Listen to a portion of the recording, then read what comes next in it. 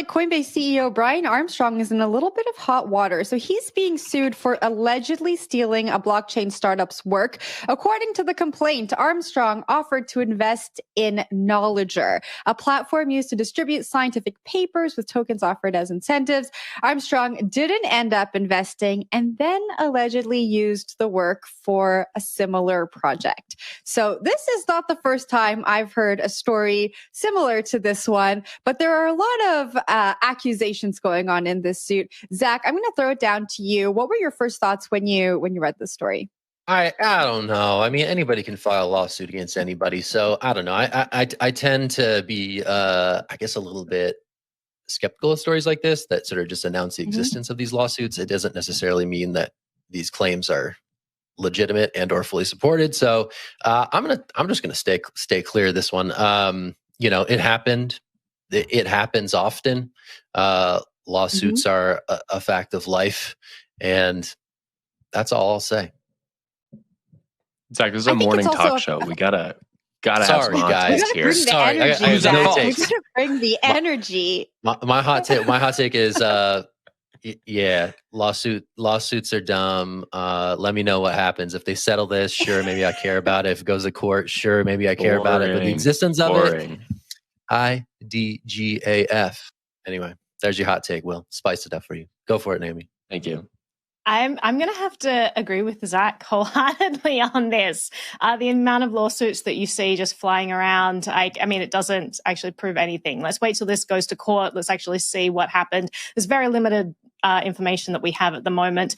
I mean, as Zach alluded to, like this stuff does happen. It's kind of a no-no if you're invested in one company to then be like prospecting other companies that are in the similar field. It's kind of not a done thing. So it'll be interesting to see what the facts are on this. But I agree with Zach on this that I mean, it's very easy to make a lawsuit, and it doesn't necessarily mean that there's any veracity in this claim. So that's not necessarily saying that Brian Armstrong didn't do anything wrong. We just don't know, and we'll have to wait to see this actually go to court. But Will, I'll throw to you. Maybe you have a more juicy take. Maybe you're going to say something scandalous and less diplomatic.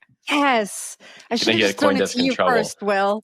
Dang it, Will. No, this sounds like the intro to a good Netflix series, though, right? Like we have a big startup in the like interesting cryptocurrency world, stealing knowledge from like this small startup that is just trying to get itself on its feet. I think it could be a pretty interesting show. I don't really have anything else. The crypto network instead of the social network, something like that. Very good. Yeah, there's an idea for Netflix.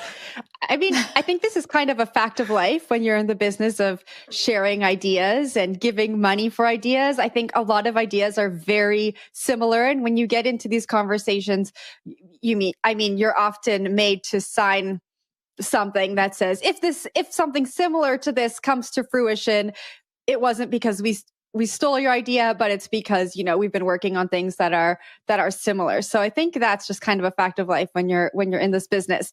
What's interesting though is there's an incubator involved, and the incubator, MouseBelt Labs, is alleging that Armstrong solicited the founder of Knowledgr to work on the similar software, which he allegedly did without letting the incubator know. And he allegedly admitted to it later. So that adds, I think, a little bit of sauciness to the story. I mean, CEOs shouldn't be working on similar projects behind the back of their investors and the rest of their executive team. So it will be interesting to see what comes out of this story, despite everyone's lack of enthusiasm for this morning.